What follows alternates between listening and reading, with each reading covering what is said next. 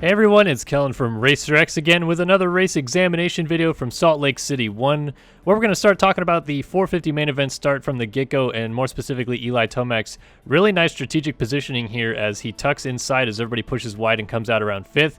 So he was able to take advantage of that and use this to go on and take the victory. Next up, though, we're going to talk about Cianciarulo's crash in the second lap of the main event, where he was doubling his way through this rhythm section, as you can see from the roost kicked up there. And he falls there, but that's not the problem. The problem comes when Cooper Webb has nowhere to go, runs Cianciarulo over. He was a little bit banged up, but is expected to race this Wednesday. A little later in the main event, Cooper Webb is now on the back of Eli Tomac, slides down the inside to make this pass, and it actually slows Tomac down just a little bit, just enough for Roczen to scrub the triple up the inside and make the pass on him. But it really wouldn't take that long for Tomac to turn things around, kind of go beast mode on everybody, start running through people. He passes Roczen first, then he comes up and passes Cooper Webb in the same spot Webb got him a few laps before that, and then he would run down Blake Baggett and pass him for the lead, which seemed to catch them all by surprise as Tomac would slot into the lead and go on to take a controlling lead at the front.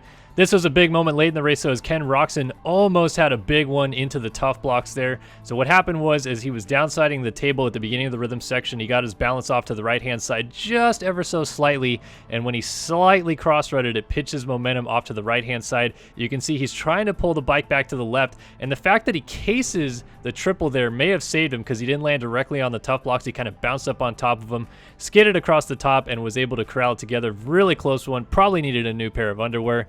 But Tomac didn't need anything out front. He would go on to take the victory, his 33rd of his career, and now an 8-point lead in the championship. Now moving on to the 250 main event, it's McElrath getting the whole shot early, and that was big because he got the jump on Sexton. But this was the huge moment on the second turn of the race that kind of caused a lot of chaos here.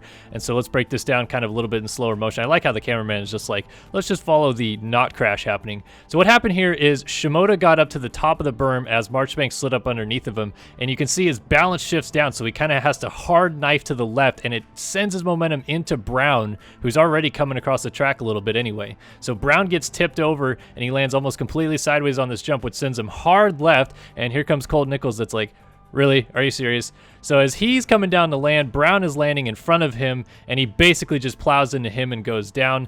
Brown was able to get up and charge all the way to 5th, which is incredible. Shimoda had to go to the pits for some repairs to his bike, as did Colt Nichols. Definitely not what Nichols was hoping to have happen in his first race back after being injured for the beginning of the season. So his mechanic has to kind of jab at his bars here and try to fix those real quick. Back up to the battle for 3rd, though, and this is Marchbanks making the pass on Jeremy Martin. Martin didn't seem like he was expecting it, and Marchbanks kind of threw it in there. But I wanted to highlight how open this berm is. The dirt was definitely breaking down in Salt Lake City, but there wasn't ruts that Marchbanks had to kind of jump across to get to Martin to make that pass, and Martin didn't go down because he had to hop over ruts outside of him. I like big, open, loamy berms like that, so it was cool to see that pass opportunity was able to be made. But up front, it was McElrath taking the second victory of the season, closing the points down, and he is stoked, celebrating to absolutely nobody in the grandstands, just looking up at the blank stands and letting people know that he is really excited. He would go on to high-five some flaggers after this, but this is a look back at Salt Lake City 1.